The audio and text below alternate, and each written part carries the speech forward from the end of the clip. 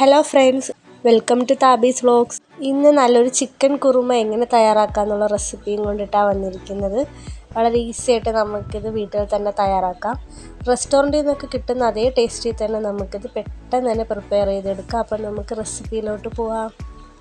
ആദ്യം നമുക്ക് കുറച്ച് കാഷ്യൂസ് കുതിരാനായിട്ട് വെള്ളത്തിൽ ഒഴിച്ചിടാം. ഇളം ചൂടുവെള്ളം ആകുമ്പോഴത്തേക്ക് പെട്ടെന്ന് കുതിർന്ന് കിട്ടും.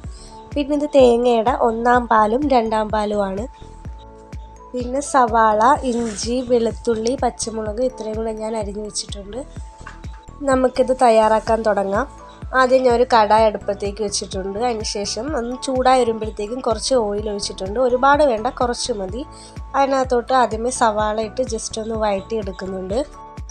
അതിനുശേഷം സവാളയിലോട്ട് നമുക്ക് അരിഞ്ഞു വെച്ചിരിക്കുന്ന ഇഞ്ചിയും വെളുത്തുള്ളിയും പച്ചമുളകും കൂടെ ചേർത്ത് നന്നായിട്ട് വഴറ്റിയെടുക്കാം.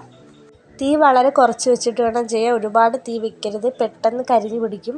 ഡാർക്ക് കളർ ആവണ്ട, ഒരു ലൈറ്റ് ഗോൾഡ് കളർ ആകുമ്പോഴത്തേക്കും നമുക്ക് തീ ഓഫ് ചെയ്യാം. അതുവരേക്കും നമുക്ക് നന്നായിട്ട് വഴറ്റിയെടുക്കാം.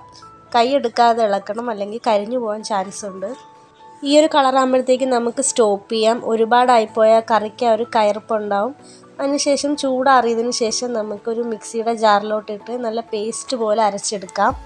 ഇനി ആ സെയിം കടായിലേക്ക് തന്നെ കുറച്ചും കൂടെ വെളിച്ചെണ്ണ ഒഴിക്കണം. കുറച്ച് മതി, അധികം വേണ്ട. അതിനുശേഷം അതിനകത്തോട്ട് നമുക്ക് ഗ്രാമ്പൂ, പട്ട, ഏലക്ക എല്ലാം കൂടി ഇട്ട് കൊടുക്കാം. അത് ചെറുതായിട്ട് എണ്ണയിലിട്ടൊന്ന് ചൂടാക്കിയെടുക്കാം. അതിനുശേഷം പൊടി ഐറ്റംസ് ഇട്ട് കൊടുക്കാം. വളരെ തീ കുറച്ചിട്ട് വേണം ഇട്ട് കൊടുക്കാൻ. തീ ഓഫ് ചെയ്ത് വെച്ചാലും കുഴപ്പമില്ല.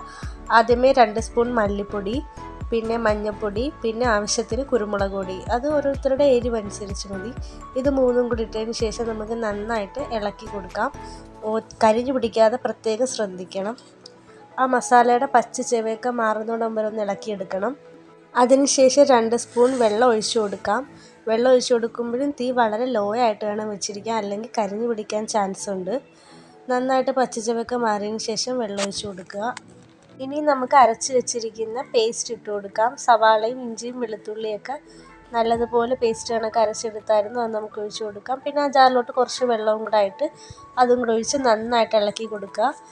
അതിനുശേഷം 1-ാം പാൽ ഒഴിക്കണം. തേങ്ങയുടെ ആ ഒരു വീഡിയോ എൻ്റെ മിസ്സായി. 1-ാം പാലും കൂടെ ഒഴിച്ചതിന് ശേഷം ഒന്ന് ചൂടാവാനായിട്ട് വെക്കാം. അതിനുശേഷം നമുക്ക് കഴുകി വൃത്തിയാക്കി വെച്ചിരിക്കുന്ന ചിക്കൻ അതിനകത്തോട്ട് ഇട്ട് കൊടുക്കാം. ചിക്കൻ ഇട്ടതിന് ശേഷം നമുക്ക് ജസ്റ്റ് ഒന്ന് ഇളക്കി കൊടുക്കാം. പിന്നെ ഇതുവരെ നമ്മൾ ഇതിനകത്ത് ഉപ്പ് ചേർത്തിട്ടില്ല. ഈ ഒരു സമയത്താണ് ഉപ്പ് ചേർക്കേണ്ടുള്ളത്. അവരവരുടെ പാകത്തിനനുസരിച്ച് നമുക്ക് ആവശ്യത്തിന് ഉപ്പ് ചേർത്ത് കൊടുക്കാം. എന്നിട്ട് മീഡിയം ടു ലോ ഫ്ലെയിമിൽ നമുക്കൊരു 10-20 മിനിറ്റ് അടച്ചു വെച്ച് വേവിക്കാം. അപ്പോഴത്തേക്കും നല്ലതുപോലെ വെന്ത് കിട്ടും. 15 മിനിറ്റിന് ശേഷം നമുക്ക് അരച്ച് വെച്ചിരിക്കുന്ന കാഷ്യൂവിൻ്റെ പേസ്റ്റ് ചേർത്ത് കൊടുക്കാം. ഇതും കൂടി ചേർക്കുമ്പോഴത്തേക്ക് കറി നല്ല തിക്കായിട്ട് വരും, നല്ല കുറുകി വരും. ഇനി അധിക സമയം നമുക്ക് കുക്ക് ചെയ്യേണ്ട. ജസ്റ്റ് ഇങ്ങനെ ഒന്ന് ഇളക്കി കൊടുത്തതിന് ശേഷം 5 മിനിറ്റ് ഒന്ന് അടച്ചു വെച്ച് വേവിച്ചെടുക്കാം. 5 മിനിറ്റിന് ശേഷം കറി നല്ല കുറുകി വന്നിട്ടുണ്ട്. ഇതിനകത്തോട്ട് നമുക്കിനി തേങ്ങയുടെ 1-ാം പാല് ചേർത്ത് കൊടുക്കാം. ഈ 1-ാം പാല് ചേർത്തതിന് ശേഷം അപ്പോഴും ഫ്ലെയിം അങ്ങ് ഓഫ് ചെയ്യണം, തിളപ്പിക്കരുത്. ചെറുതായിട്ടൊന്ന് ഇളക്കി കൊടുക്കണം.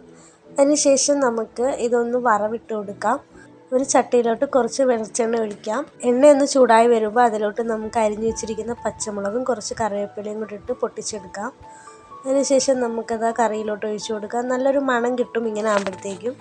നല്ല പെർഫെക്റ്റ് ആയിട്ടുള്ള കുറുമ ഇവിടെ റെഡി ആയിട്ടുണ്ട്. നല്ല ടേസ്റ്റാണ്. അരി ഉറട്ടിയുടെ കൂടെയും അരിപ്പത്തിരിയുടെ കൂടെയും ബ്രെഡിൻ്റെ കൂടെ എല്ലാം തിന്നാം. എല്ലാവരും ഒന്ന് ട്രൈ ചെയ്ത് നോക്കണം. അപ്പോൾ ഇന്നത്തെ വീഡിയോ നമുക്കിനി അടുത്ത വീഡിയോയിൽ കാണാം. അതുവരേക്കും tata, bye bye, see U.